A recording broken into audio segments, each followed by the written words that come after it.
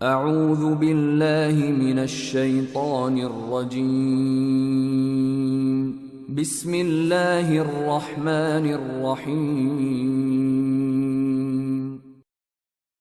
या रब्बी शुक्रन हदयत क़ल्बी शुक्रन नव्वरत दरबी शुक्रन शुक्रन या रब।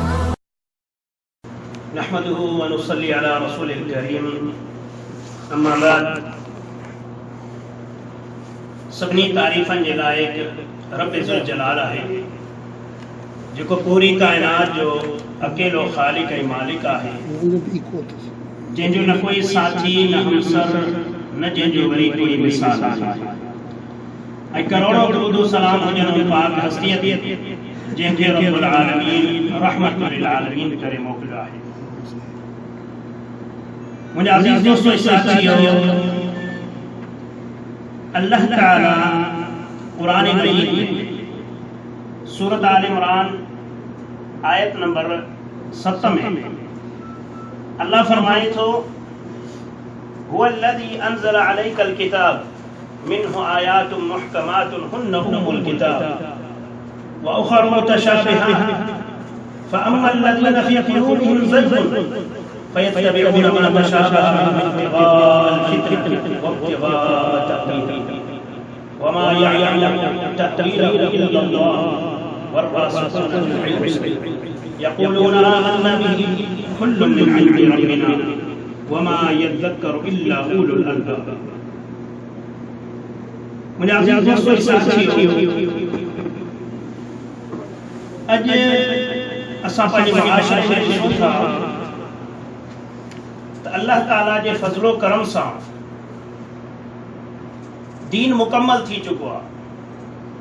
1400 साल अॻु में अल्लाह ताला पंहिंजे आख़िरी पैगंबर पंहिंजे महबूब मोहम्मद मुस्तफ़ा सल्लल्लाहु अलैहि वसल्लम खे मोकिले पूरी कायनात जे इंसान ऐं जिन्ननि खे क़यामत तोड़ी जेका बि इंसान ऐं जिन जे मख़लूक ईंदी उन्हनि जे पूरी ज़िंदगी जो जेको दस्तूर आहे, जेको आइन आहे, जेकी कामयाबी आहे, उहो सभु ॿुधाए छॾियो। अहम शइ जी गुंजाइश हाणे कान्हे का। पर असां अॼु ॾिसूं था त मुआशरे में कुझु अहिड़ा माण्हू आहिनि जेके वाज़ह शयुनि खे, जेके बिल्कुलु चोॾहीं जे चंड वांगुरु वाज़ह शयूं आहिनि, उन में बि मुश्किलातूं पैदा करण जी कोशिश कंदा। यानी उम्मत खे परेशान करण जे लाइ, उम्मत खे हक़ खां सचाई खां परे रखण जे लाइ हू हक़ वारी शइ खे बि उलझाए था छॾनि। यानी सवले में सवली ॻाल्हि खे बि ॾुखे करण जी कोशिश हूंदी आहे। छा लाइ? त जेको असुल मक़सदु आहे उन खां ई उम्मत परे रहे। त अल्लाह ताला क़ुरान शरीफ में जीअं तव्हांजे अॻियां सूरत आल इमरान पढ़ियो, अल्लाह ताला फरमाए थो त तुंहिंजो रब उहो आहे जंहिं तो ते पंहिंजो किताब यानी क़ुरान नाज़िल कयो। उन में के आयतूं आहिनि जेके असुल आहिनि ऐं बिल्कुलु उहे वाज़ह ऐं चिटियूं आहिनि, ऐं के आहिनि मुतशाबिह आहिनि। अल्लाह फरमाए थो पोइ जिन्हनि जे दिलनि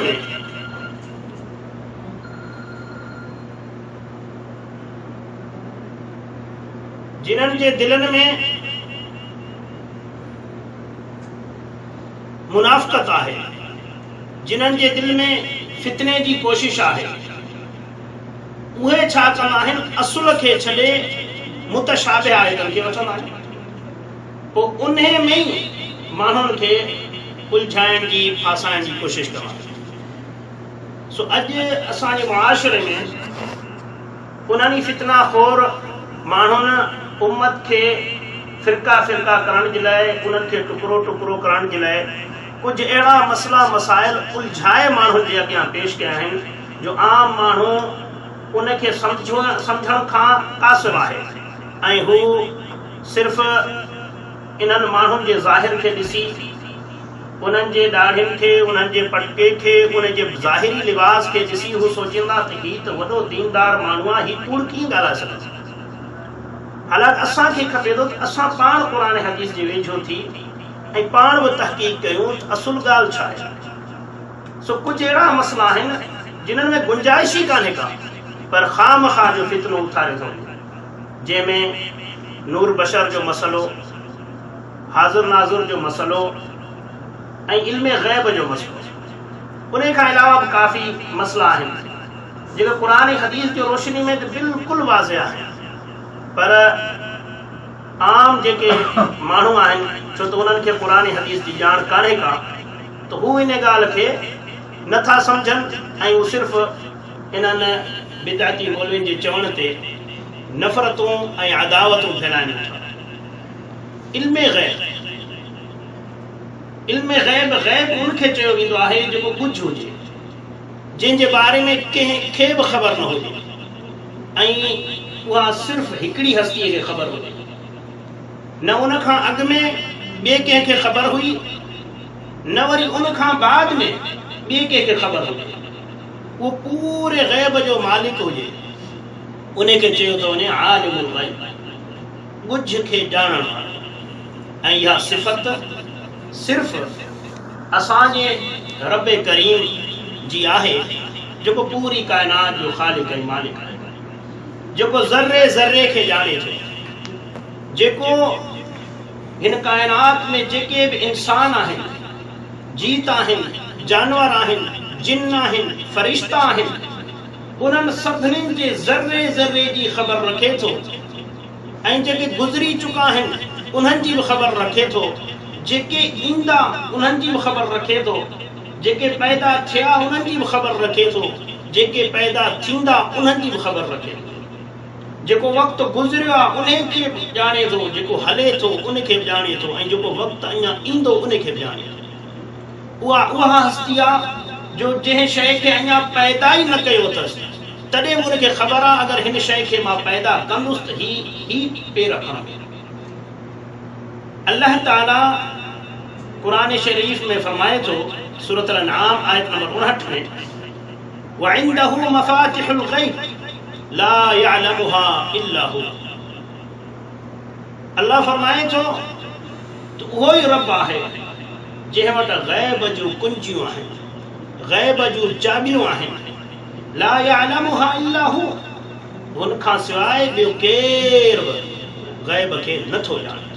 ॾिसो कहिड़ा वाज़िह अल्फाज़ जी शुरू में मां सूरत आल इमरान जी आयत पढ़ी, इन लाइ माण्हुनि खे सम्झाइण लाइ त जॾहिं को मसलो क़ुर में बिल्कुलु वाज़िह तंहिं हूंदे बि इन्हनि बिदअतियुनि जी ऐं इन्हनि फितने खोर माण्हुनि जी कोशिश इहा हूंदी आहे त मुतशाबिह आयतनि खे वठनि। त अल्लाह ताला फरमाए थो त ग़ैब जूं कुंजियूं अल्लाह वटि आहिनि, अल्लाह खां सवाइ ॿियो केर बि उनखे नथो ॼाणे। वयअलमु मा फिल बर्रि वल बहर, ऐं उहो ई ॼाणे थो जेको कुझु ख़ुश्की ते आहे, जेको तरी ते आहे, जेको बयाबाननि में सहरान में आहे, जेको समुंड में आहे, समुंड जे तरे ऐं दाहिन में आहे, उन खे उहो ई मालिक ॼाणे थो। वमा तस्कुतु मिन वरक़तिन इल्ला यअलमुहा, ऐं को अहिड़ो पन कोन्हे को जेको किरे ज़मीन ते सिवाय जो अल्लाह जे इल्म में। वाह, ॾिसो असांजे घर जे अॻियां हिकिड़ो वण हुजे, उन मां अगरि पन किरनि त असां पंहिंजे घर जे अॻियां जेको हिकिड़ो वण आहे उन जे पन जी बि असांखे ख़बर न आहे त हिन वण मां जेको असांजे घर जे अॻियां हिकिड़ो वण आहे, इन जा घणा पन रोज़ किरनि था, किरिया आहिनि, ख़बर कान्हे। पर हिन काइनात में केतिरा किरोड़े अरबे खरबे वण आहिनि। अल्लाह फरमाए थो जेको हिकिड़ो पन बि किरे थो मां उन जो इल्म रखां थो। ऐं अॻिते अल्लाह फरमाए थो वला हब्बतिन फी ज़ुलुमातिल अर्द वला रत्बिन वला याबिसिन इल्ला फी किताबिन मुबीन। ऐं न की को ॿिज जेको ज़मीन जे तरी ते हुजे या ख़ुश्की ते हुजे, सिवाय जो अल्लाह वटि कोई किताब, रोशन किताब यानी लोहे महफूज़ में लिखियो। अल्लाह सब कुछ अॻुवाट लिखराए छॾियो। ये सही बुखारी जी हदीस आहे। अल्लाह जे रसूल सल्लल्लाहु अलैहि वसल्लम फरमायो त अल्लाह ताला सब खां पहिरियां कलम खे पैदा कयो, पोइ कलम खे हुकुम कयो त लिख। कलम पुछा कयो या रब छा लिखां? अल्लाह चयसि शुरू खां वठी आख़िर तूं लिख, यानी सब कुछ उन कलम लिखी छॾियो। इहो उन कलम खे बि इल्म कंहिं ॾिनो? अल्लाह ॾिनो। अल्लाह जे हुकुम सां उहो लिखण लॻो। तो मुंहिंजा अज़ीज़ दोस्तो, अल्लाह ताला वज़ाहत सां थो चए त ग़ैब जी कुंजियूं कंहिं वटि आहिनि? अल्लाह वटि। अॻिते अल्लाह छा थो फरमाए त केरु उनखे ॼाणे ई कोन थो सिवाय अल्लाह। हिकिड़ी ॿी जाइ ते अल्लाह ताला फरमाए थो वलिल्लाहि ग़ैबुस समावाति वल अर्ज़। ज़मीन ऐं आसमान जो ग़ैब कुझ सिर्फ़ अल्लाह ताला लाइ आहे। ज़मीन ऐं आसमान जेको कुझु हिन में आहे। जी ॾिसो त मिठे महबूब मोहम्मद मुस्तफ़ा सल्लल्लाहु अलैहि वसल्लम जी हदीस आहे त आसमाननि में बि हिकिड़ो घर आहे बैतुल महमूर, जंहिंमें फरिश्ता रोज़ाने तवाफ़ कंदा आहिनि। उते रोज़ाने 70,000 फरिश्ता उन घर जो तवाफ़ कंदा आहिनि। रोज़ाने 70,000। ऐं जेको फरिश्तो हिकिड़ो चक्कर उन जो तवाफ़ करे थो, वरी सॼी ज़िंदगी तवाफ़ नथो करे। हाणे सोचो त केतिरा फरिश्ता हूंदा। त अल्लाह ताला उन सभिनीनि खे ॼाणे थो जेको ज़मीन ऐं आसमान में आहे। अल्लाह ताला फरमाए थो व इलैहि युरजअुल अम्रु कुल्लु फअब्दुहु व तवक्कल अलैहि फअब्दुहु व तवक्कल अलैहि वमा रब्बुका बिगाफिलिन अम्मा तअमलून। पोइ उन रब जी इबादत कयो, उन रब ते भरोसो कयो, ऐं तव्हांजो रब तव्हांजे अमलनि खां गाफ़िल न आहे। जेको तव्हां कुझु कयो था, भलाई कयो था, बुराई कयो था, लिकाए कयो था, ज़ाहिर कयो था, सब कुछ खे अल्लाह ताला ॼाणे थो। ॿी जाइ ते अल्लाह ताला फरमाए थो सूरत नमल आयत नंबर 65 में क़ुल ला यअलमु मन फ़िस समावाति वल अर्ज़ि ग़ैब इल्ला अल्लाह। ए मुंहिंजा महबूब, तूं काइनात जे माण्हुनि खे ॿुधा त ज़मीन ऐं आसमान में ग़ैब खे केर बि नथो ॼाणे इल्ला अल्लाह, सिवाय अल्लाह। हाणे एॾियूं वाज़िह आयत जो अल्लाह पंहिंजे महबूब खे चए थो तूं माण्हुनि में ऐलान कर, माण्हुनि खे ॿुधा त ज़मीन ऐं आसमान जे ग़ैब खे केर बि नथो ॼाणे सिवाय अल्लाह ताला। वमा यशउरून अय्यान युबअसून। ऐं इन्हनि खे त ख़बर ई कान्हे का ही कॾहिं उथारिया वेंदा। यानी जेके गुज़रियल मुशरिक हुया, अल्लाह जे नेक सालिह बाननि जी इबादत कंदा हुया, उन्हनि जी कबरनि खे सजदा कंदा हुया, उन्हनि खां घुरंदा हुया, अल्लाह फरमाए थो त उन्हनि खे ख़बर ई कान्हे का त कॾहिं उथारिया वेंदा। तो मुंहिंजा अज़ीज़ दोस्तो, इहे वज़ाहतूं आहिनि। वज़ाहत सां अल्लाह ताला पंहिंजी ज़ात जे बारे में क़ुरान में चए थो त अल्लाह खां सवाइ ॿियो केर बि ग़ैब नथो ॼाणे। आलिमुल ग़ैब सिर्फ़ अल्लाह ताला आहे। हा, अल्लाह ताला पंहिंजनि पैगंबरनि मां जंहिं ॾे चाहे वही जे ज़रिए पैगाम मोकिलींदो आहे, कुझु जूं ॻाल्हियूं ॿुधाईंदो आहे, पर वरी बि आलिमुल ग़ैब सिर्फ़ अल्लाह ताला आहे। सिर्फ़ अल्लाह ताला आहे। ॿिए कंहिं जे लाइ माण्हू नथो चई सघे त ही बि ग़ैब ॼाणे थो। कंहिं पैगंबर जे लाइ बि नथो चई सघिजे त ही ग़ैब ॼाणे थो। कंहिं सहाबी जे लाइ, कंहिं अहल बैत जे लाइ, कंहिं अल्लाह जे नेक बाने जे लाइ नथो चई सघिजे त ही ग़ैब ॼाणे थो। ऐं अल्लाह ताला पाण पंहिंजे महबूब मोहम्मद मुस्तफ़ा सल्लल्लाहु अलैहि वसल्लम खे फरमायो सूरत अल-अनआम आयत नंबर 50 में क़ुल ला अक़ूलु लकुम इंदी ख़ज़ाइनुल्लाह वला अअलमुल ग़ैब वला अक़ूलु लकुम इन्नी मलक। ए मुंहिंजा महबूब, तूं माण्हुनि खे चओ, ॿुधाईं उन्हनि खे त मां इहा दावा नथो कयां त मां अल्लाह जे ख़ज़ाननि जो मालिक आहियां। न कि वरी मां तव्हांखे चवां थो त मां ग़ैब ॼाणां थो, मां कुझु ॼाणां थो, मां इहो बि तव्हांखे कोन थो चवां। वला अक़ूलु लकुम इन्नी मलक। ऐं न कि मां चवां थो कि मां फ़रिश्तो आहियां। ऐं अॻिते अल्लाह ताला वज़ाहत सां चए थो मुंहिंजा महबूब तूं माण्हुनि खे ऐलान करे ॿुधा ॾिसो केॾियूं चिठियूं आहिनि वज़ाहत सां मुंहिंजा महबूब तूं चओ मैं ग़ैब नथो ॼाणां ऐं न की मां अल्लाह जे ख़ज़ाननि जो मालिक आहियां ऐं न की मां को फ़रिश्तो आहियां ऐं पोइ अॻिते अल्लाह फरमाए थो तूं माण्हुनि खे ॿुधा इन अत्तबिउ इल्ला मा यूहा इलैया मां त उन जी पैरवी कयां थो जेको मुंहिंजो रब रहमान मूं ॾे वही कंदो आहे मूं ॾे जेका वही थींदी आहे मां उहो ई तव्हांखे ॿुधायां थो त इन खां वधीक अञा छा वज़ाहत खपे हिकिड़ी ॿी जाइ ते अल्लाह ताला फरमाए थो सूरत यूनिस आयत नंबर 20 में वयक़ूलून लौला उनज़िल अलैहि आयतुन मिन रब्बिह काफिर नबी करीम सल्लल्लाहु अलैहि वसल्लम ते एतराज कंदा हुया त अगर ही अल्लाह जो पैगंबर आ तो को मौजज़ो ॾेखारे को निशानियूं अल्लाह खाणे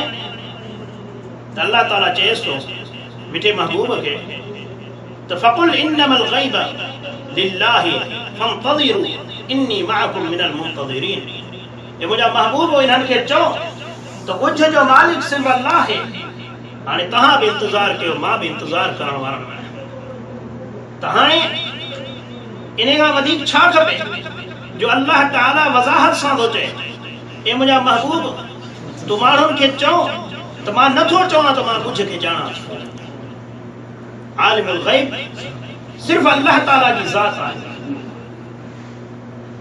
त अहिड़े तरीक़े सां फरिश्तनि खे जॾहिं अल्लाह ताला चयो त मां धरतीअ ते पंहिंजो हिकिड़ो ख़लीफ़ो पैदा थो कयां हिकिड़ो इंसान पैदा थो कयां त फरिश्तनि चयो या अल्लाह तुंहिंजी तस्बीह तुंहिंजी बड़ाई बयान करण जे लाइ त मां आहियां असां आहियूं असां बयान था कयूं तुंहिंजी बड़ाई तुंहिंजी तस्बीह कयूं था या अल्लाह तू इंसान खे छो थो पैदा करी जेको फितना फसाद कंदो जेको खून रेज़ियूं कंदो उनखे पैदा छो थो करे अल्लाह त अल्लाह ताला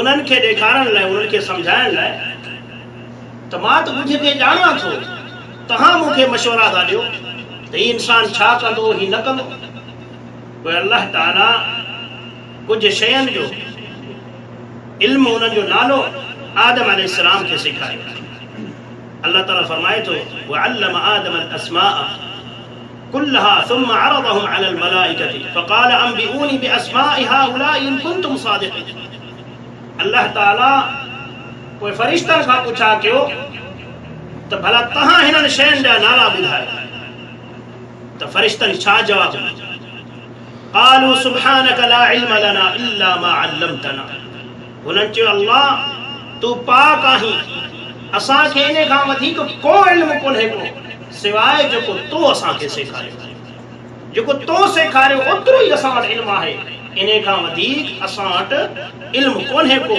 इन्नक अंतल अलीमुल हकीम बेशक तू ई ॼाणंदड़ हिकमत वारो आहीं फरिश्तनि बि छा इक़रार कयो या अल्लाह असां ग़ैब खे कोन था ॼाणूं असांखे उहो इल्म आहे जेको तू ॾींदो पोइ अल्लाह ताला आदम खे उहे ॻाल्हियूं उहे नाला सेखारिया हुया क़ाल या आदम अंबिहुम बिअस्माइहिम पोइ अल्लाह ताला आदम खे चयो या आदम हाणे तू इन्हनि जा नाला ॿुधा पोइ आदम अलैहिस्सलाम उन्हनि खे उन्हनि जा नाला ॿुधाया फलम्मा अंबाहुम बिअस्माइहिम पोइ जॾहिं आदम अलैहिस्सलाम उन्हनि जा नाला ॿुधाया उन्हनि खे क़ाल अलम अक़ुल लकुम इन्नी अअलमु ग़ैब अस्समावाति वल अर्द अल्लाह ताला फरिश्तनि खे चयो छा मां तव्हांखे नाहे चयो त ज़मीन ऐं आसमान जे ग़ैब खे उन ॻुझ खे सिर्फ़ मां थो ॼाणां वअअलमु मा तुब्दून वमा कुंतुम तक्तुमून ऐं मां हर शइ खे ॼाणां जेको तव्हां सोचो था जेको शइ तव्हां शुरू था कयो जेके शयूं अगरि प्लानिंग केरु करे थो हर शइ हत्ता दिलनि जे राज़ खे अल्लाह ताला ख़ूब ॼाणे थो तो मुझे अजीज दोस्तों अल्लाह ताला हर शय के जाने थो अल्लाह ताला सूरतुल फातिर आयत नंबर 38 में फरमाए तो इन्न अल्लाह आलिमु ग़ैबिस समावाति वल अर्द इन्नहु अलीमुम बिज़ातिस सुदूर ज़मीन आसमान में जेको कुछ है अल्लाह ताला उन्हनि खे खूब जाने थो ऐं अल्लाह ताला त दिलनि जे राज़ खे जाने थो। अफ़सोस जो अॼु असांजे मुआशिरे में इहो लफ़्ज़ बि आम थी वियो आहे त घणनि माण्हुनि जे लाइ पंहिंजनि पीरनि मुर्शिदनि जे लाइ इहो लफ़्ज़ इस्तेमालु कयो थो वञे त ही दिलनि जो राज़ ॼाणनि था, ही दिलनि जा मालिक आहिनि ऐं सीननि जो राज़ ॼाणण वारो सिर्फ़ अल्लाह ताला ई आहे। तो मुंहिंजा अज़ीज़ दोस्तो ऐं साथियो, त ही जेके आयतूं मां तव्हांजे अॻियां पढ़ियूं आहिनि इन मां साबित थियो त अल्लाह पैगंबरनि खे बि चए थो। इहा ई आयत जेका सूरत अल-अनआम आयत नंबर 50 मां तव्हांजे अॻियां पढ़ी, इहो त अल्लाह ताला नबी करीम सल्लल्लाहु अलैहि वसल्लम खे चयो। इन ई मिसल हिकिड़ी ॿी आयत आहे सूरत अल-हूद आयत नंबर 31 में अल्लाह ताला नूह अलैहिस्सलाम खे चए थो, ए नूह अलैहिस्सलाम तूं माण्हुनि खे चओ त मां नथो चवां त मां अल्लाह जे खज़ाननि जो मालिक आहियां, मां नथो चवां त मां ग़ैब खे ॼाणां।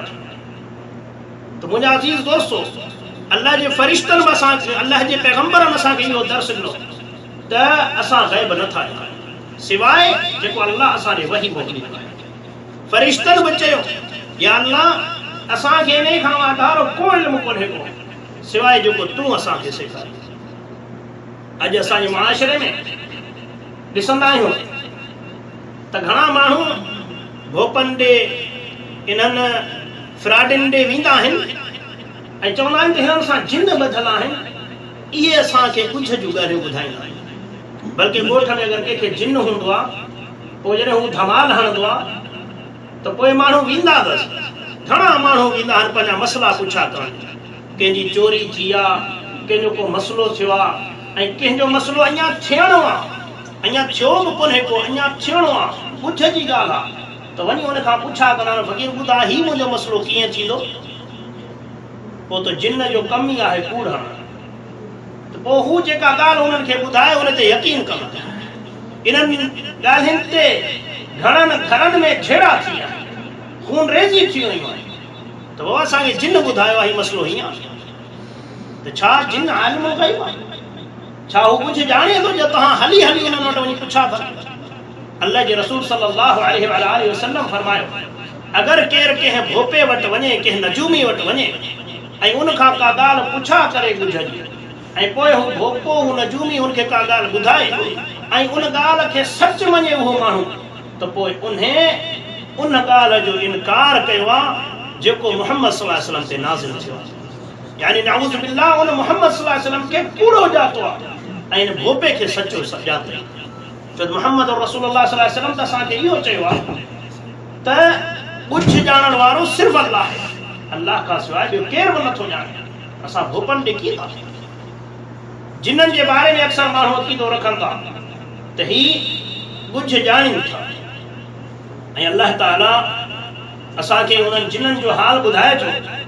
सूरत सबा में आयत नंबर 14 में अल्लाह ताला जिन्हनि खे सुलेमान अलैहिस्सलाम जो ताबे थे, उहे उनजी फर्मा बरदारी में हूंदा। पोइ हू सुलेमान अलैहिस्सलाम जे हुकुम ते हिकिड़ो महल ठाहींदा, हिकिड़ो घर ठाहींदा। पोइ सुलेमान अलैहिस्सलाम पंहिंजी जाइ ते वेही उन्हनि जी निगरानी करे पियो ऐं पंहिंजे लठ ते टेक ॾेई उते वेठो ऐं जीअं उते वेठो त उनजो दम धणी जे हवाले थी वियो। पोइ काफ़ी टाइम तूणी उहे जिन इन ख़ौफ़ खां कमु कंदा रहिया त सुलेमान अलैहिस्सलाम असांजे मथां बीठो आहे। इन डप खां उहे कमु कंदा रहिया तव्हांजो सुलेमान अलैहिस्सलाम जी लठ खे हेठां उॾीअ खाधो। जॾहिं उहो लठ भॼी पियो त सुलेमान अलैहिस्सलाम जो जिस्म मुबारक किरी। त पोइ जिन्हनि खे ख़बर पई कि वञ ही हेतिरो टाइम असां ईअं लोड़ियो, है अफ़सोस जो असांखे ख़बर हुजे हा, है अफ़सोस असां अगरि ग़ैब ॼाणूं हा त असांखे ख़बर पए त सुलेमान अलैहिस्सलाम त काफ़ी वक़्तु अॻु में वफ़ात करे चुको आहे, असां त ही मुफ़्त में लोड़ियूं पिया।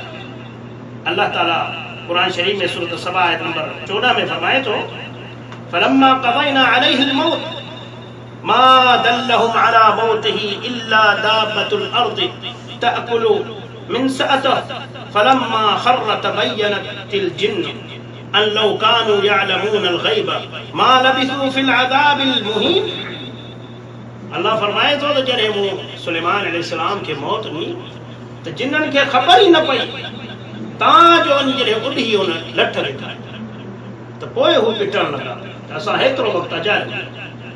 त मुंहिंजा अज़ीज़ दोस्तो छा साबित थियो त जिन्ननि खे बि इल्म ग़ैब जी ख़बर कान्हे का, उहे बुझ जा मालिक कोन्हनि के, उन्हनि खे किथां ख़बर पई त सुभाणे मूंसां छा थींदो। अगर अहिड़ी ख़बर हुजे हा त पोइ त शैतान खे अगर अॻ में ख़बर हुजणु खपे हा त मां आदम खे अगर सजदो न कंदुसि त अल्लाह ताला मूंखे मलऊन करे कढी छॾींदो, पंहिंजे रहमत मां ख़ारिज करे छॾींदो। या त हुनखे बि ख़बर न। त मुंहिंजा अज़ीज़ दोस्तो क़ुरान ऐं हदीस मां त वज़ाहत लॻी पई आहे त आलिमुल ग़ैब सिर्फ़ अल्लाह ताला जी ज़ात आहे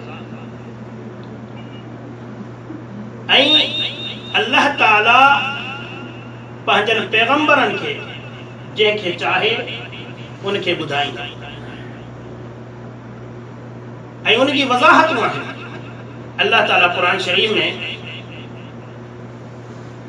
नबी करीम सल्लल्लाहु अलैहि वसल्लम खे जॾहिं बीबी मरियम सलामुल्लाह अलैहा जो वाक़ियो उन्हनि जो किस्सो ॿुधायो, जॾहिं हुननि कुणो विधो बीबी मरियम सलामुल्लाह अलैहा जे माइटनि त हाणे बीबी मरियम जी कफ़ालत केरु करे, उहो वाक़ियो अल्लाह ताला जॾहिं नबी करीम सल्लल्लाहु अलैहि वसल्लम खे ॿुधायो त अल्लाह ताला फरमाए थो सूरत आल इमरान आयत नंबर 44 में ज़ालिक मिन अंबाइल ग़ैब नूहीही इलैक, ए मुंहिंजा महबूब ही कुझ जूं ॻाल्हियूं आहिनि जेको मां तोॾे वही जे ज़रिए तोखे ॿुधायां, मां तोॾे वही थो कयां, ही कुझ जूं ॻाल्हियूं आहिनि। वमा कुंत लदैहिम इज़ युल्क़ून अक़लामहुम अय्युहुम यकफुलु मरियम, त ए मुंहिंजा महबूब तूं उन टाइम में उन्हनि जे विच में कोन्हे त जॾहिं हू कुणा पिया विझनि त हाणे बीबी मरियम जी कफ़ालत केरु खणे। अहिड़े तरीक़े सां अल्लाह ताला नूह अलैहिस्सलाम जो वाक़ियो सॼो किस्सो क़ुरान मजीद में पंहिंजे मिठे महबूब मोहम्मद मुस्तफ़ा सल्लल्लाहु अलैहि वसल्लम खे ॿुधायो त उते बि आख़िर में अल्लाह ताला फरमायो तिल्क मिन अंबाइल ग़ैब नूहीहा इलैक, ही कुझ जूं ॻाल्हियूं आहिनि मुंहिंजा महबूब जेको मां तोखे वही जे ज़रिए ॿुधायां थो। मा कुंत तअलमुहा अंत वला क़ौमुक मिन क़ब्ल हाज़ा, हिन खां अॻु में मुंहिंजा महबूब न तोखे ख़बर हुई न कि वरी तुंहिंजे क़ौम खे ख़बर हुई इन कहाणी जे बारे में। त अहिड़े तरीक़े सां वरी अॻिते अल्लाह ताला जॾहिं यूसुफ अलैहिस्सलाम जो पूरो वाक़ियो नबी करीम सल्लल्लाहु अलैहि वसल्लम खे ॿुधायो, सॼो वाक़ियो सूरत आहे पूरी सूरत यूसुफ, घणनि दोस्तनि खे ख़बर आहे सॼो वाक़ियो। त जॾहिं उहो सॼो वाक़ियो सॼो किस्सो अल्लाह ताला पंहिंजे मिठे महबूब मोहम्मद मुस्तफ़ा सल्लल्लाहु अलैहि वसल्लम खे ॿुधायो त आख़िर में वरी अल्लाह ताला चए थो ज़ालिक मिन अंबाइल ग़ैब नूहीही इलैक वमा कुंत लदैहिम इज़ अजमअू अमरहुम वहुम यमकुरून, ही कुझ जूं ॻाल्हियूं आहिनि मुंहिंजा महबूब जेको मां तोखे ॿुधायां थो ऐं तूं उन वक़्तु न हुए जॾहिं उहे गॾु थी ऐं इहे प्लानिंगूं कनि पिया। त छा साबित थियो? साबित थियो त मिठे महबूब मोहम्मद मुस्तफ़ा सल्लल्लाहु अलैहि वसल्लम असांखे जेके ॻाल्हियूं ॿुधायूं आहिनि उहे अल्लाह जी वही आहे ऐं उनजी अञा वज़ाहत क़ुरान मजीद जी सूरत नजम जी आयत नंबर 3 ऐं 4 में थिए थी। अल्लाह ताला फरमाए थो वमा यंतिक़ु अनिल हवा इन हुवा इल्ला वहयुन यूहा, ही मुंहिंजो महबूब पंहिंजी मर्ज़ी सां कुझु बि नथो ॻाल्हाए, जेको बि ॻाल्हाए थो मूं रब्बुल आलमीन जी वही सां उनजे हुकुम सां ॻाल्हाए थो। अक्सर ई बिदअती खणी ईंदा ॻाल्हियूं, अवा ही ॾिसो नबी करीम सल्लल्लाहु अलैहि वसल्लम क़यामत जी ॻाल्हि ॿुधाई, नबी करीम सल्लल्लाहु अलैहि वसल्लम क़बर वारनि जी ॻाल्हि ॿुधाई, नबी करीम सल्लल्लाहु अलैहि वसल्लम ही ॻाल्हि ॿुधाई। असां चऊं इहे ॻाल्हियूं असां बि कयूं था, असां बि इनखे तस्लीम कयूं था त नबी करीम सल्लल्लाहु अलैहि वसल्लम असांखे जन्नत जूं ॻाल्हियूं ॿुधायूं, असांखे जहन्नम जूं ॻाल्हियूं ॿुधायूं, असांखे महशर जूं ॻाल्हियूं ॿुधायूं। असांखे क़बर जे अज़ाब जूं ॻाल्हियूं ॿुधायूं, असांखे फितननि जे दौर जी हर ॻाल्हि ॿुधाई, असांखे दज्जाल जो मामलो ॿुधायो, उन जो फितनो असांखे ॿुधायो, हर मामलो असांखे आगाह कयो, क़यामत जूं निशानियूं असांखे मिठे महबूब मोहम्मद मुस्तफ़ा सल्लल्लाहु अलैहि वसल्लम ॿुधायूं। पर इहा अल्लाह जी वही आहे ऐं अल्लाह जो रसूल सल्लल्लाहु अलैहि वसल्लम अल्लाह जो पैगंबर आहे। पैगंबर जी माना छा आहे? जंहिं वटि अल्लाह जो पैगाम अचे उहो ई पैगंबर आहे। जंहिं वटि अल्लाह जो पैगाम अचे, छा उहो क़यामत जूं ॻाल्हियूं नथो ॿुधाए सघे? छा जन्नत जहन्नम जो हाल नथो ॿुधाए सघे? ॿुधायो, पर अल्लाह जी मर्ज़ी सां, अल्लाह जे हुकुम सां। ऐं अगरि अल्लाह न ॿुधाए त पोइ कंहिंखे बि ख़बर नथी पए। त मुंहिंजा अज़ीज़ दोस्तो, ये त हींअर वज़ाहत सां तव्हांखे ॿुधायूं त नबी करीम सल्लल्लाहु अलैहि वसल्लम असांखे ॿुधायूं आहिनि काफ़ी ॻाल्हियूं, पर अल्लाह जी वही जे ज़रिए। अल्लाह ताला क़ुरान मजीद जे सूरत अल-अराफ़ आयत नंबर 188 में पंहिंजे मिठे महबूब मोहम्मद मुस्तफ़ा सल्लल्लाहु अलैहि वसल्लम खे फरमाए थो, कुल ला अमलिकु लिनफ्सी नफ़अन वला दर्रा इल्ला मा शा अल्लाह। ए मुंहिंजा महबूब, तूं काइनात जे माण्हुनि खे ॿुधा, तूं उन्हनि खे चओ त मां पंहिंजे नफ़े नुक़सान जो बि मालिक न आहियां, इल्ला मा शा अल्लाह, सिवाइ जेको मुंहिंजो रब चाहे। मां पंहिंजे नफ़े नुक़सान जो बि मालिक न आहियां। इहो दर्स असांखे नबी करीम सल्लल्लाहु अलैहि वसल्लम ऐं अल्लाह जे हुकुम सां ॾिनो। अॼु ज़ोरी लॻी पई आहे, ज़ोरी लॻी पई आहे त या रसूल अल्लाह मदद, या गौस मदद, या अली मदद। ये ज़ोरी आहे। हालांकि ये तालीमात न अल्लाह ॾिनियूं आहिनि, न अल्लाह जे रसूल सल्लल्लाहु अलैहि वसल्लम ॾिनियूं आहिनि, न सहाबा, न अहल बैत कंहिं बि न ॾिनियूं, बल्कि अल्लाह जे रसूल सल्लल्लाहु अलैहि वसल्लम खे अल्लाह चयो त मुंहिंजा महबूब, तूं माण्हुनि खे ॿुधा, यानी हिकिड़ी हुज्जत क़ाइमु थिए थी माण्हुनि ते। त इहे जेके क़यामत जे ॾिहाड़े छा जवाबु ॾींदा? अगरि अल्लाह इन्हनि खां पुछा करे, तव्हां कंहिंजे हुकुम सां या रसूल अल्लाह सल्लल्लाहु अलैहि वसल्लम जो मदद जो नारो हयो, यानी मदद जो नारो तव्हां कंहिंजे हुकुम सां हयो, कंहिं तव्हांखे चयो? छा जवाबु ॾींदा? चिटियूं आयतूं लॻियूं पियूं। अल्लाह जे रसूल सल्लल्लाहु अलैहि वसल्लम अल्लाह थो चए त तूं चओ मां पंहिंजे नफ़े नुक़सान जो मालिक न आहियां। ऐं अॻिते अल्लाह फरमाए थो, चओ वलौ कुन्तु अअलमुल ग़ैब लस्तक्थरतु मिनल ख़ैर। हे मुंहिंजा महबूब, इन्हनि खे ॿुधा, इन्हनि खे चओ, अगरि मां कुझु ॼाणा हा, अगरि मां ग़ैब ॼाणा हा, त पोइ पंहिंजे लाइ चङायूं ई चङायूं गॾु कयां हा, भलायूं ई भलायूं गॾु कयां हा। वमा मस्सनी सू, ऐं कॾहिं बि मूंखे का तकलीफ़ न अचे। जीअं त सभिनीनि खे ख़बर आहे, नबी करीम सल्लल्लाहु अलैहि वसल्लम ताइफ़ जे ज़ालिमनि ॾे ॼमल वियो, उन्हनि ज़ालिमनि नबी करीम सल्लल्लाहु अलैहि वसल्लम खे पत्थर हया। 6 किलोमीटर तक़रीबन नबी करीम सल्लल्लाहु अलैहि वसल्लम जे पोयां आया। नबी करीम सल्लल्लाहु अलैहि वसल्लम खे पत्थर हणंदे, नबी करीम सल्लल्लाहु अलैहि वसल्लम खे धिका ॾींदे, नबी करीम सल्लल्लाहु अलैहि वसल्लम ते हूटिंग कंदे, नबी करीम सल्लल्लाहु अलैहि वसल्लम जे पोयां ताड़ियूं वॼाईंदे, एतिरो ईज़ायूं नबी करीम सल्लल्लाहु अलैहि वसल्लम।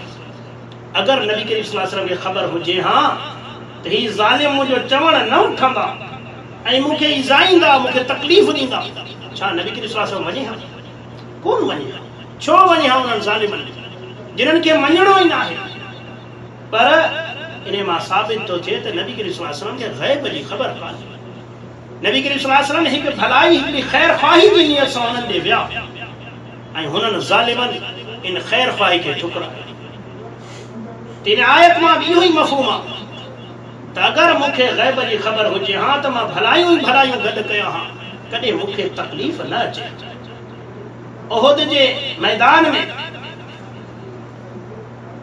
पहिरियां अल्लाह ताला मुसलमाननि खे फ़तह ॾिनी कुफ़ारनि ते, पोइ मुसलमाननि जे कुझु साथियुनि जे मामूली ख़ता जे करे मुसलमाननि खे शिकस्त थी। उहा ख़ता कहिड़ी हुई? अल्लाह जे रसूल सल्लल्लाहु अलैहि वसल्लम 50 सहाबनि खे जंग उहुद में हिकिड़े टकर ते मुक़ररु कयो हो। उहे 50 ई तीर अंदाज़ हुया। उन्हनि खे चई त हिते तव्हां बीही ऐं तीर अंदाज़ी काफ़िरनि ते कजो, ऐं जेसी तुणी मां न चवां तेसी तुणी तव्हां मुंहिंजा केर बि हेठि न लही अचे। पोइ उतां हुननि जॾहिं तीर अंदाज़ी कई त काफ़िरनि खे वॾो नुक़सानु पहुतो ऐं काफ़िर भॼी आया। पोइ उन्हनि 50 माण्हुनि मां कुझु मां साथियुनि चयो त हाणे फतह थी वई, हाणे हेठि लहो, असां बि ॿियनि मुस्लमाननि सां गॾिजी माले गनीमत गॾु कयो। ऐं कुझु सहाबनि चयो त न, अल्लाह जे रसूल सल्लल्लाहु अलैहि वसल्लम असांखे मना कयो आहे त जेसीं ताईं मां न चवां तेसीं ताईं हेठि न लहिजो। उन्हनि चयो त नबी करीम सल्लल्लाहु अलैहि वसल्लम सिर्फ़ु त जंग जे दौरान चयो, हाणे त जंग फतह थी वई, इहे काफ़िर त भॼी विया, हाणे छा हिते वेही कयो। पोइ हू हेठि लही आया। काफ़िरनि उन मोर्चे खे ख़ाली ॾिसी मुसलमाननि जे पुठीअ खां वरी दुबारा हमिलो कयो। मुसलमान उन माल गनीमत खे गॾु करण में हुया, उन्हनि खे ख़बर न हुई। पोयां काफ़िरनि अची हमिलो कयो ऐं उते 70 सहाबा शहीद थी। अॼु वञूं था न मदीने, जबल उहद वटि वञूं था न, उते हिकिड़ो कोट फिरियल आहे, त इन कोट ऐं उनजे आस पास में तक़रीबन 70 सहाबा हिते शहीद आहिनि। इन जंग जे मौक़े ते उहे हिते शहीद थी।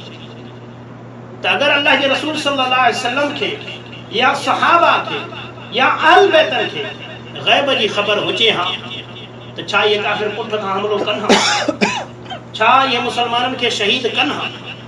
इन जंग में मिठे महबूब मोहम्मद मुस्तफ़ा सल्लल्लाहु अलैहि वसल्लम जा दंद मुबारक भॼी पिया।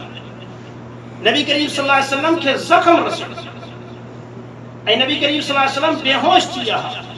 काफ़िरनि नारो हयो त मोहम्मद सल्लल्लाहु अलैहि वसल्लम शहीद थी वियो, क़त्ल थी वियो। अल्लाहु अकबर। सहाबनि जे लाइ उहा घड़ी ॼण त क़यामत जी घड़ी हुई। जॾहिं उन्हनि ॿुधो त नबी करीम सल्लल्लाहु अलैहि वसल्लम शहीद थी वियो। हाणे ॾिसो, अगरि इनमें ग़ैब जी ख़बर हुजे हा त इहो वाक़ियो पेश अचे हा। नबी करीम सल्लल्लाहु अलैहि वसल्लम, सहाबा, अहल बैत वज़ाहत सां है सॼी ॻाल्हि। पर अफ़सोस ये अहल बिदअत वारनि जी ज़ोरी सीना ज़ोरी आहे त न इल्म ग़ैब जी ख़बर असां। इन जंग में सैयदना हमज़ा रज़ियल्लाहु ताला अन्हु शहीद थिया। पोइ काफ़िरनि उनखे टुकड़ो टुकड़ो करे शहीद कयो। नबी करीम सल्लल्लाहु अलैहि वसल्लम उन जे करे रोंदा रहंदा। वॾो दुख थियो नबी करीम सल्लल्लाहु अलैहि वसल्लम खे सैयदना हमज़ा रज़ियल्लाहु ताला अन्हु जे। छो सैयदना हमज़ा रज़ियल्लाहु ताला अन्हु नबी करीम सल्लल्लाहु अलैहि वसल्लम जा चचा हुया। नबी करीम सल्लल्लाहु अलैहि वसल्लम जा शीरख़ा भाउ हुया ऐं हिकिड़ा ईअं सम्झो जिगरी दोस्त हुया। त मुंहिंजा अज़ीज़ दोस्तो, तॾहिं अल्लाह ताला पंहिंजे महबूब खे चए थो, मुंहिंजा महबूब तूं चओ अगरि मां ग़ैब ॼाणा हा त मूंखे भलायूं ई भलायूं रसनि हा, भलायूं ई भलायूं गॾु कयां हा, कॾहिं का ॾुख का तकलीफ़ न अचे हा। अॻिते अल्लाह फरमाए थो, इन अना इल्ला नज़ीरुन व बशीरुन लिक़ौमिन युमिनून। मां त सिर्फ़ु ख़ुशख़बरी ॾींदड़ ऐं ड्रेजारींदड़ पैगंबर आहियां ईमान वारे क़ौम जे लाइ, जेको ईमान रखनि। मां त ख़ुशख़बरियूं ॾियां थो, मां अल्लाह जे अज़ाब खां ड्रेजारियां थो, मां अल्लाह जो पैगंबर आहियां, मूंॾे वही कई वई। तो मुंहिंजा अज़ीज़ दोस्तो,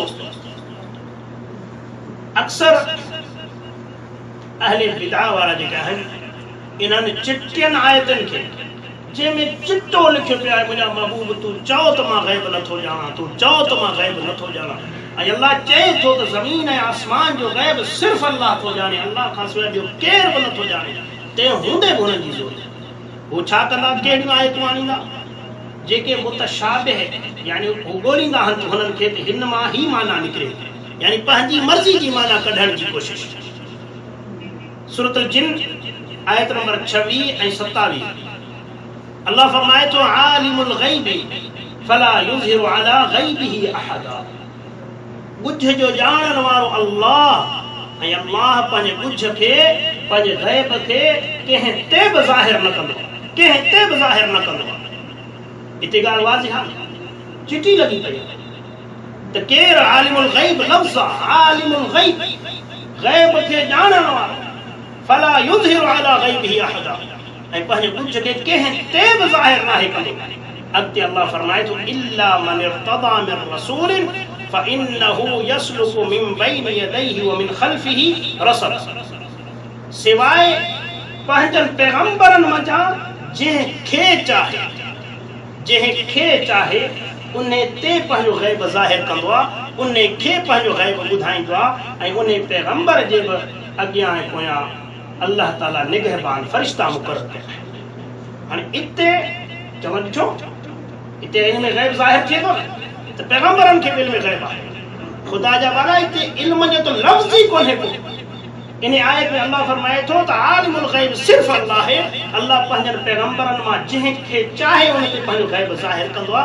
जे गुजरियल आयत में मां पढ़ी बुधायो आ त अल्लाह वही जे जरिए पंजन पैगंबरन के बुधाइंदो आई उन्हें खां अॻु में जेका आयत आ ये त आयत नंबर 26 ऐं 27 आहिनि सूरतुल जिन ऐं आयत नंबर 25 में काफिरन सवाल कयो नबी करीम सल्लल्लाहु अलैहि वसल्लम खां त तहां बुधायो त क़यामत जी ॾहाड़ो कॾहिं थी जॾहिं तहां चओ था त ही कबर वारा उथंदा इन्हनि खां हिसाब किताब थींदो क़यामत थींदी जन्नत जहन्नम आहे त पोइ ॿुधायो उहो ॾहाड़ो कहिड़ो आहे घणनि सालनि में होईंदो त अल्लाह ताला फरमाए थो कुल इन अदरी अक़रीब मा तुअदून अम यजअल लहू रब्बी अमला। ये मुंहिंजा महबूब तू चओ का तू मूंखे ख़बर हुजे हा त जेको तहां पुछा था कि इहो वेझ आहे या परे आहे या अल्लाह इन जे लाइ वॾो मुदो रखियो आहे मूंखे ख़बर कान्हे। यानी पहिरीं आयत में ही वज़ाहत थी चुकी आहे त मुंहिंजा महबूब तू चओ त मूंखे ख़बर कान्हे ऐं ही पोयनि आयत खे पढ़ंदा अॻियनि खे ज़ाहिरी न ऐं हिकिड़ी ॿी आयत पढ़ंदा त अल्लाह ताला फरमाए थो मा कान अल्लाहु लियदर अलमुमिनीन अला मा अंतुम अलैहि हत्ता यमीज़ अलखबीस मिन अत्तय्यब। अल्लाह ताला ये नाहे जो मोमिनन के इए छड़े दे जैसी तोणी अल्लाह ताला पाकन खां पलीतन के धार न करे। यानी मुनाफिकन के ईमान वारन खां जेस तोणी अल्लाह धार न करे। अल्लाह एहन ॻाल्हियुनि जे ज़रिए आज़माईंदो हो ईमान वारन के जो उन आज़माइश में वाज़ह ॻाल्हि थी वेंदी ही त ही मोमिना ही मुनाफिक उन आज़माइश खां भॼी वेंदा ऐं ईमान वारा पंहिंजो जान माल सभु कुझु लुटाइण लाइ तयारु थी वेंदा त ॻाल्हि चिटी थी वेंदी ही त ही मुनाफिक आहिनि जेके असां में सिर्फ़ु फितनो विझण था चाहिनि ऐं हिननि जी दिलि सां का बि दिलचस्पी कान्हे। त पोइ अल्लाह ताला फरमाए थो वमा कान अल्लाहु लियुतलिअकुम अलल गैब वलाकिन अल्लाह यज्तबी मिन रुसुलिही मन यशा। ऐं अल्लाह ताला तहांखे गैब जे बारे में न ॿुधाईंदो पर अल्लाह ताला पंहिंजनि पैगंबरनि मां जंहिंखे चूंडे उनखे ॿुधाए थो।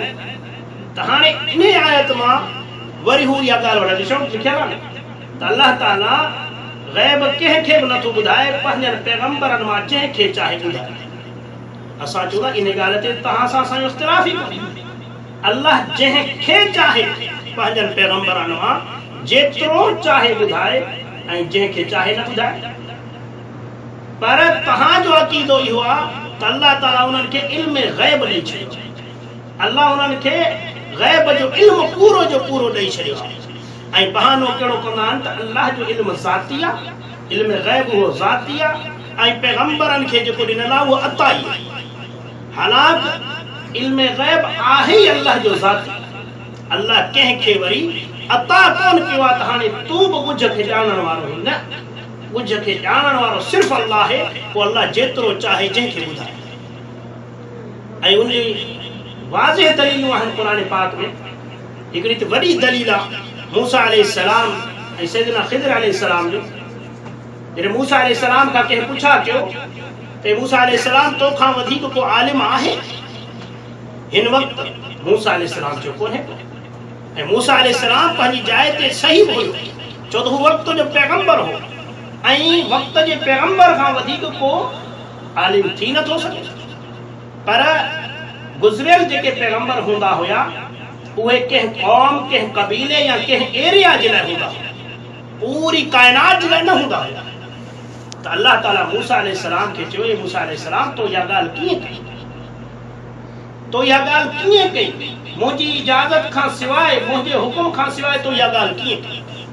पोइ अल्लाह ताला उनखे ॾस ॾिनो त तव्हां फलाणी जाइ ते वञो मुंहिंजो हिकिड़ो अहिड़ो बहानो आहे जेको तव्हां खां वधीक कुझु इल्म ॼाणे थो।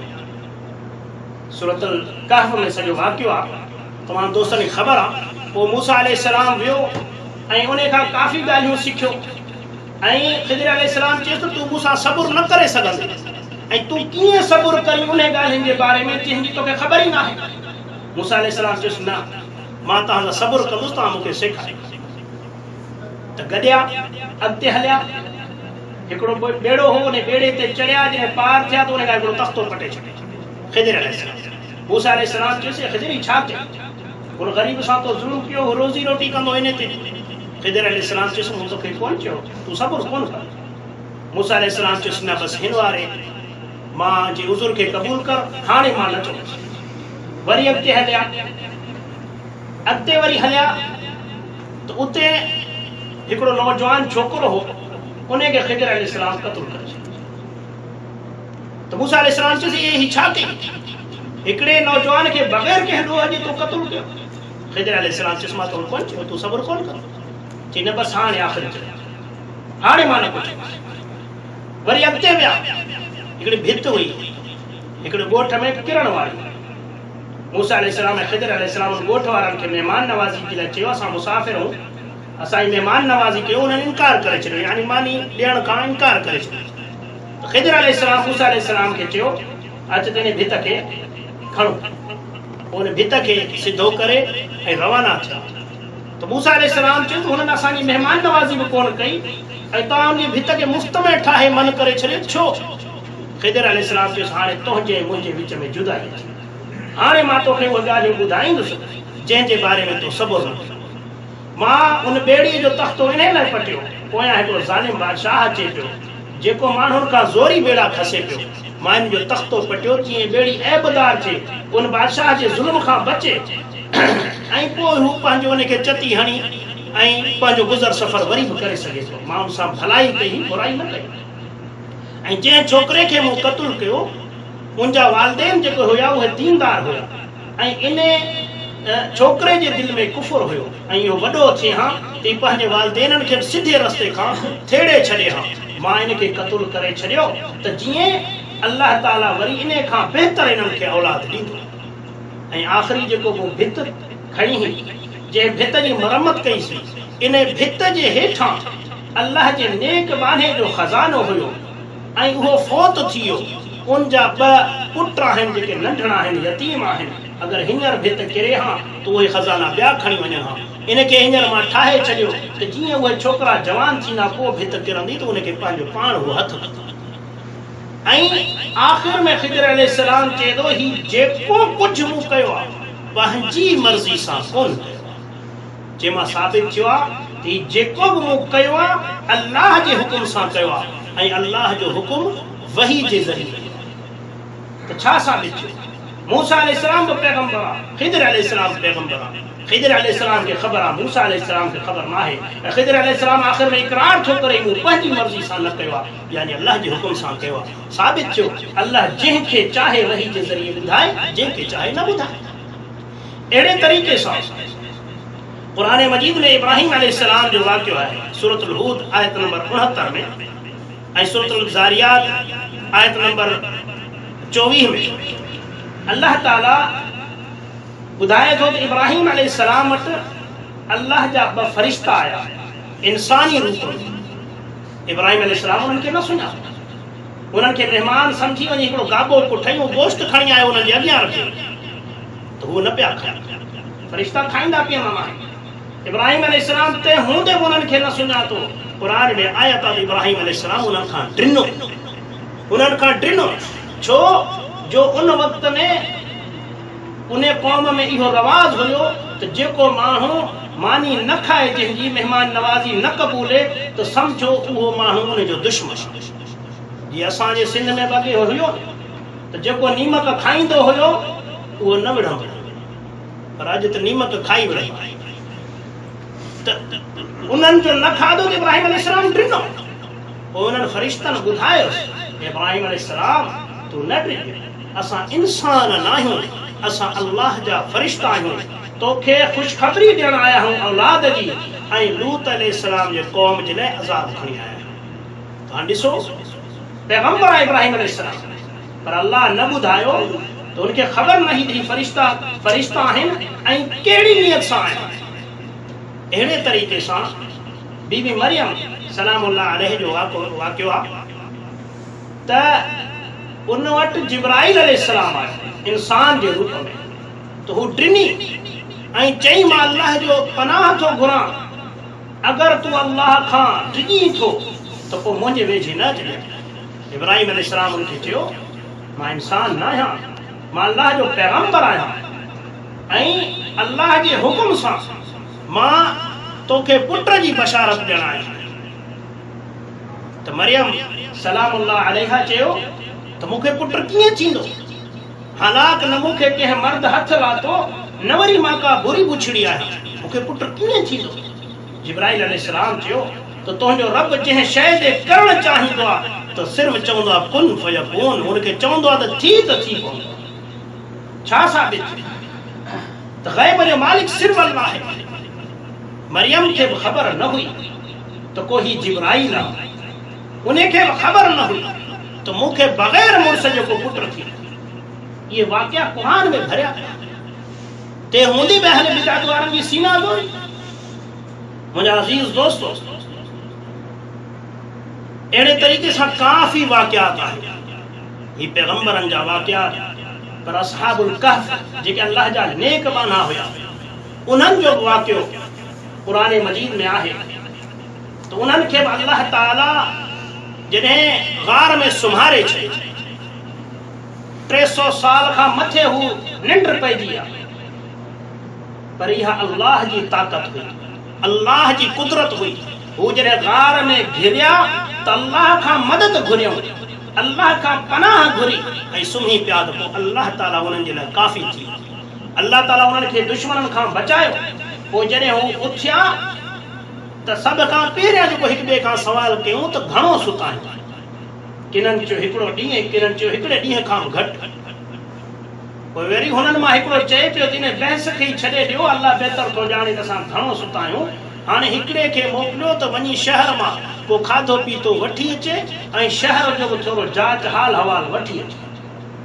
ऐं उते जो वियो उहो शख़्स अल्लाह वारो सामान वरितई, जॾहिं हू पैसा पुराणा सिक्का उन्हनि खे ॾेखारे थो, उन्हनि उन्हनि खे पकड़ियो, ही तूं 300 साल पुराणा सिक्का किथां आंदा? जी छा जा 300 साल, असां हींअर आया आहियूं, घर में सुतासीं, हिकिड़ो ॾींहुं हाणे निकिता आहियूं, 300 साल। हुनखे पकड़ो, चई हलो मां तव्हांखे ॾेखारियो कि मुंहिंजा ॿिया बि साथी। त मुंहिंजा अज़ीज़ दोस्तो, इन मां छा साबित थियो? हू अल्लाह जा नेक बाना हुया, उन्हनि खे पंहिंजे जान जी बि ख़बर न हुई त असां केतिरो टाइम सुता आहियूं, पंहिंजे जिस्म पंहिंजे जान जी बि ख़बर न हुई त ॿिए जे दिलनि जो हाल किथे ॿुधाईंदो। त क़ुरान हदीस में किथे बि इहो दर्स असांखे मिलियल कोन्हे त को अल्लाह खां सवाइ बि ॿियो को सीननि जो राज़ ॼाणे थो, अल्लाह खां सवाइ ॿियो को ग़ैब ॼाणे थो। इहो क़ुरान हदीस में इल्मु कोन्हे। बाक़ी ये कुछ फितना खोर माण्हू हथरादू अक़ीदा घड़े उम्मत के पाण में विढ़ाइण जे लाइ ऐं असुल जेको असांजो मक़सदु आहे उन खां हटाइण जे लाइ इहे चंद फितना विझी छॾिया आहिनि। इंशाअल्लाह आस्ते आस्ते पंहिंजनि असां प्रोग्रामनि में इन्हनि मौज़ूअनि ते वज़ाहत कंदासीं त असांजे साथियुनि खे ख़बर पए त हक़ीक़त छा आहे। मुंहिंजा अज़ीज़ दोस्तो, जी तहां जे अॻियां क़ुरान जी आयतूं पढ़ियमि, वज़ाहत सां अल्लाह ताला बार बार चए थो त आलिमुल ग़ैब सिर्फ़ मां आहियां ऐं मां पंहिंजनि पैगंबरनि मां जंहिंखे चाहियां वही जे ज़रिए हुई। ऐं वही जा 3 क़िस्म हूंदा आहिनि। अल्लाह ताला जेको पंहिंजे पैगंबरनि ॾे वही कंदो आहे उन जा 3 क़िस्म हूंदा आहिनि। उहे कहिड़ा क़िस्म आहिनि? सूरत शूरा आयत नंबर 51 में अल्लाह ताला फरमाए थो, वमा कान लिबशरिन अन युकल्लिमहु अल्लाहु इल्ला वहया। कंहिं इंसान जो शान नाहे जो अल्लाह उन सां रूबरू ॻाल्हाए सिवाय वही जी। औ मिन वराई हिजाब, वहीयन यानी जेको अल्लाह ताला वही कंदो आहे उन जे ज़रिए अल्लाह ताला पंहिंजनि पैगंबरनि खे ॿुधाईंदो आहे। पोइ उहा वही अल्लाह दिलि में ॻाल्हि विझी छॾे या ख़्वाब जे ज़रिए, छो त पैगंबरनि जा ख़्वाब सच हूंदा आहिनि, तो ख़्वाब जे ज़रिए अल्लाह ताला ॿुधाए थो। ऐं ॿी जेका सूरत आहे अल्लाह ताला फरमाए थो औ में वराए हिजाब, या पर्दे जे पोयां अल्लाह ताला उन्हनि सां हम कलाम थियो आहे। जीअं मूसा अलैहिस्सलाम सां अल्लाह ताला हम कलाम थियो, जहिड़े तरीक़े सां मेराज वारी रात अल्लाह ताला मिठे महबूब मोहम्मद मुस्तफ़ा सल्लल्लाहु अलैहि वसल्लम सां हम कलाम थियो। ऐं टी जेका सूरत आहे अल्लाह ताला फरमाए थो औ युरसिल रसूलन फयूहिया बिइज़निही मा यशा, या अल्लाह ताला कंहिं फरिश्ते खे कंहिं पैगंबर फरिश्ते खे मोकिले पोइ जेको चाहे वही करे पंहिंजे पैगंबर। ये टे तरीक़ा आहिनि अल्लाह ताला जंहिंजे ज़रिए पंहिंजे पैगंबरनि में वही कई, चाहे अल्लाह उन्हनि जे दिलि में ॻाल्हि विझी छॾे या ख़्वाब ॾेखारे, या अल्लाह ताला पर्दे जे पोयां उन्हनि सां हम कलाम थिए, या अल्लाह ताला फरिश्तो मोकिले। इहे आहिनि वही जा क़िस्म। बाक़ी इल्म ग़ैब सिर्फ़ अल्लाह ताला जे लाइ ख़ासि आहे ऐं इन जी वज़ाहत अहादीसनि में बि आहे। ऐं मोमिननि जी माउ अम्मा आयशा रज़ी अल्लाह ताला अन्हा उन्हें इन ॻाल्हि जी मुकम्मल तौर वज़ाहत करे छॾी ऐं इन अक़ीदे जो रद्द करे छॾियो त जेके चवनि त नबी करीम सल्लल्लाहु अलैहि वसल्लम ग़ैब ॼाणे थो उहे माण्हू कूड़ा। सही मुस्लिम में हदीस आहे, उन में अम्मा आयशा रज़ी अल्लाह ताला अन्हा चए थी त जेको इहो अक़ीदो रखनि त नबी करीम सल्लल्लाहु अलैहि वसल्लम ग़ैब खे ॼाणे थो उहे माण्हू कूड़ा आहिनि। अहिड़े तरीक़े सां हिकिड़े चकर नबी करीम सल्लल्लाहु अलैहि वसल्लम जे अॻियां कुझु ॿारड़ियूं नात पयूं चवनि,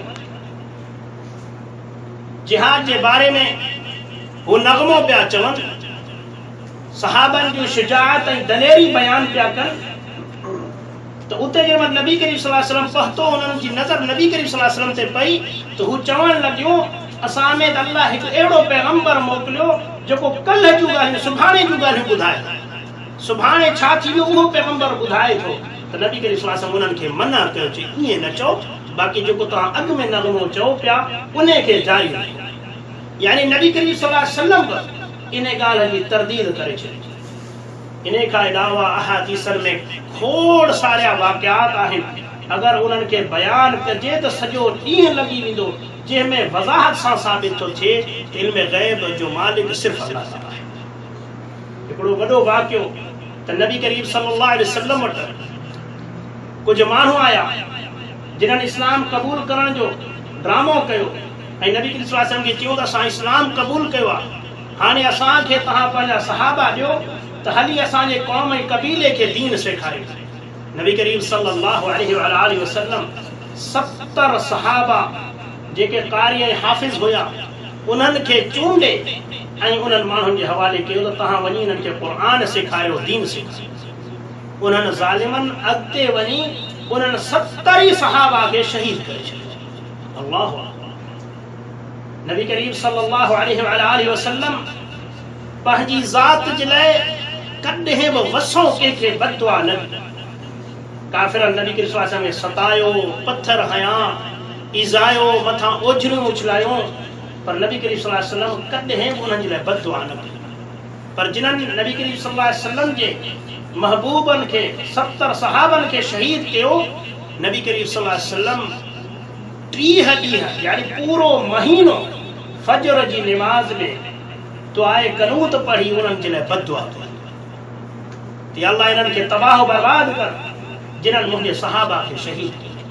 नबी करीम सल्लल्लाहु अलैहि वसल्लम उन्हनि जे लाइ रोअंदा हुया, एॾो ॾुख थियो नबी करीम सल्लल्लाहु अलैहि वसल्लम। अगरि नबी करीम सल्लल्लाहु अलैहि वसल्लम वटि इल्म ग़ैब हुजे हा, छा नबी करीम सल्लल्लाहु अलैहि वसल्लम पंहिंजा इहे जिगर जा टुकड़ा इन्हनि काफ़िरनि जे हवाले करे हा त तव्हां वञी इन्हनि खे शहीद कयो? बिल्कुलु हरगिज़ न।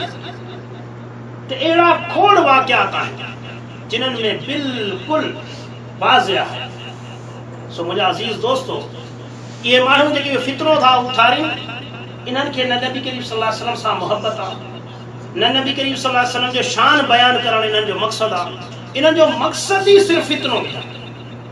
अक्सर इहे वरी असां ते बुहतान हणंदा आहिनि त बाबा इहो नबी करीम सल्लल्लाहु अलैहि वसल्लम इल्म ग़ैब न मञंदा आहिनि, नबी करीम सल्लल्लाहु अलैहि वसल्लम जो शान घटि कंदा।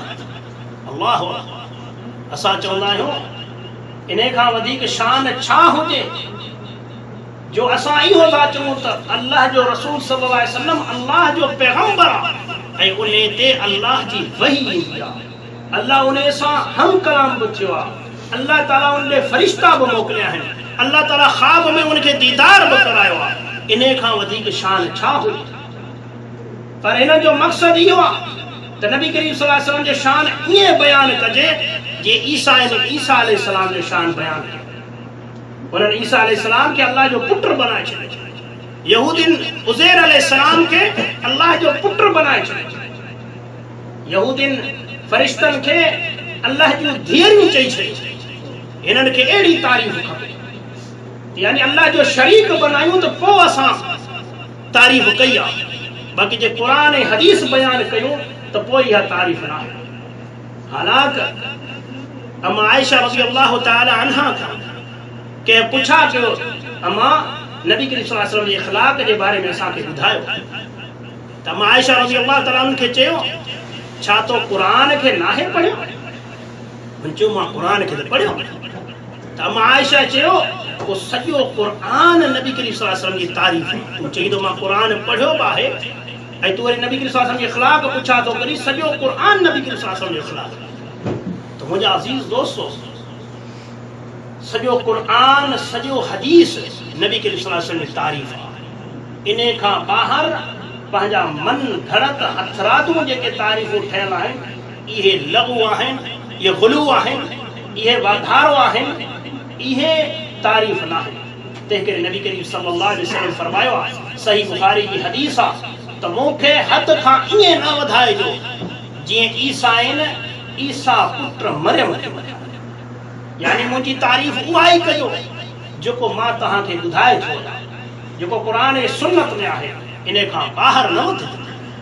त मुंहिंजा अज़ीज़ दोस्तो, अल्लाह ताला क़ुरान शरीफ़ में मिठे महबूब मोहम्मद मुस्तफ़ा सल्लल्लाहु अलैहि वसल्लम जो शान बयान कयो, अहादीसन में बि नबी करीम सल्लल्लाहु अलैहि वसल्लम जो शान बयान थियल आहे। ऐं अल्हम्दुलिल्लाह अल्हम्दुलिल्लाह, हिन धरती ते वाहिद जमायत आहे जेका मिठे महबूब मोहम्मद मुस्तफ़ा सल्लल्लाहु अलैहि वसल्लम जी शान ईअं बयान कंदी आहे जीअं नबी करीम सल्लल्लाहु अलैहि वसल्लम जे शान जो हक़ आहे।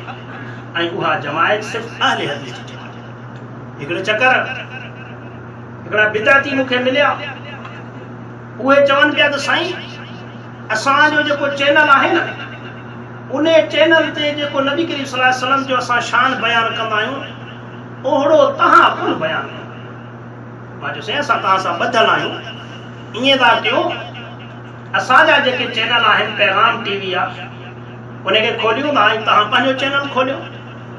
विच वारा माण्हू विहारियूं था त ॾिसूं था त कहिड़े चैनल ते नबी करीम सल्लल्लाहु अलैहि वसल्लम जी तारीफ़ ज़्यादा थिए थी, नबी करीम सल्लल्लाहु अलैहि वसल्लम ते दुरूद ऐं सलाम ज़्यादा थो थिए, नबी करीम सल्लल्लाहु अलैहि वसल्लम जूं जेके तालीमात आहिनि ज़्यादा बयान कहिड़े चैनल ते थियनि थियूं।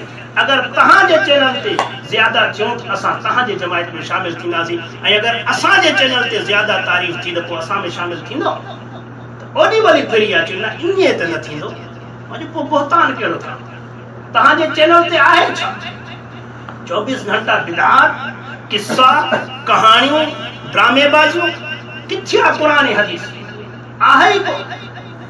त मुंहिंजा अज़ीज़ दोस्तो, असां सभिनीनि मुसलमाननि जो फ़र्ज़ थिए थो त हिन फितननि जे दौर में असां पंहिंजे असुल ज़िंदगी जे मक़सद खे सुञाणियूं। असांखे अल्लाह ताला सिर्फ़ु कमाइण, खाइण, पीअण ऐं सुम्हण लाइ पैदा कोन थियो, बल्कि अल्लाह ताला क़ुरान शरीफ़ में फरमाए थो त मूं इंसान ऐं जिन्ननि खे सिर्फ़ु पंहिंजी इबादत लाइ पैदा कयो। त अल्लाह ताला असांखे पंहिंजी इबादत जे लाइ पैदा कयो आहे, त असांखे घुरिजे त असां पंहिंजे रब जी इबादत जो हक़ अदा कयूं ऐं नबी करीम सल्लल्लाहु अलैहि वसल्लम जी पैरवी करणु, उनजे सुन्नत, उनजे पैगाम जी दावत खे अॻिते पहुचाइणु, इहा बि अल्लाह ताला जी इबादत आहे। असांखे घुरिजे त पंहिंजूं रातूं, पंहिंजा ॾींहं इन कोशिश में लॻायूं त हीउ मुआशिरे में जेको शिरक ऐं बिदअत फैलिजे थो, इन जे ख़ात्मे जी कोशिश कयूं ऐं क़ुरान ऐं सुन्नत खे पूरी दुनिया में फैलाइण जो आज़म कयूं। थींदो त अल्लाह जे हुकुम सां, पर असांजो आज़म हुजे, असांजो इरादो हुजे, असांजी जुस्तजू हुजे त असां हिन शिरक ऐं बिदअत जो ख़ात्मो कंदासीं ऐं इन जो ख़ात्मो असां पंहिंजी ज़िंदगी में पंहिंजी अखियुनि सां ॾिसंदासीं। इहो आज़म हुजे दिलि में, कोई मदद करण वारो अल्लाह ताला आहे। ऐं यकीन ॼाणो, जॾहिं अज़म पुख़्तो थींदो आहे त अल्लाह ताला असांजे इरादनि खां बि कई गुना वधीक असांजी मदद कंदो आहे। असांजी महिनतूं कमज़ोर हूंदियूं आहिनि, पर अल्लाह जी मदद उन खां वधीक हूंदी आहे। त अल्लाह ताला खां दुआ है त अल्लाह ताला शल असांजे दिलनि में उहो जज़्बो उहो शौक़ पैदा करे जो ही 15 ॾींहं ते जेको जुमे जो ॾिहाड़ो अचे थो ऐं ही सेंटर में जेको प्रोग्राम थिए थो इहो शौक़ सां असां अची अटेंड कयूं ऐं इन में शामिल थियूं पाण बि अचूं ॿियनि दोस्तनि खे वठी अचूं ऐं इन पैगाम खे वरी अॻिते पुॼायूं। अल्लाह ताला खां दुआ है त अल्लाह ताला असां सारे जहां जे मुसलमाननि खे कुफ्र शिरक बिदअत ऐं तक़लीद जहिड़नि नासूरनि खां महफ़ूज़ फरमाए ऐं अल्लाह ताला खां दुआ है त अल्लाह ताला असांखे ख़ालिस क़ुरान ऐं सुन्नत खे सम्झणु उन ते अमल करणु ऐं उनखे पूरी दुनिया जे इंसाननि ताईं पहुचाइण जी तौफ़ीक़ अता फरमाए। आमीन या रब्बल आलमीन व आख़िरु दावाना अनिल हम्दुलिल्लाहि रब्बिल आलमीन वस्सलातु वस्सलामु अलल मुरसलीन।